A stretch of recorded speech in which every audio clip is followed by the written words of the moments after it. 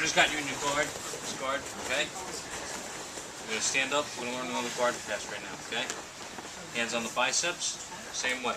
When you jump up, don't jump square. Circle. Boom. Break the guard open. Okay. Right here. Okay. So now you're up. This guard's open, and we're playing open guard here. Okay. What I'm looking at is that open space. This is a more advanced pass. This one I use a lot. Okay. I control the ankles here, whether it be up, here. All I'm going to do is I'm going to step through this way, cross. See that space? I step across, toes pointed to him. I let the leg go. Boom, I end up on knee and stomach. You got that? Playing open guard. He's playing open guard. Here, boom.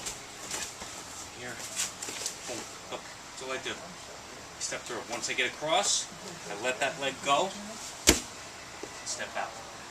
I'm on the outside. Here, come through. I step. That's simple.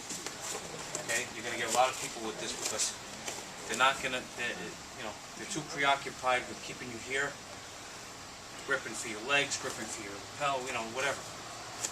Just here, just boom, you step, take the old leg out. Got that?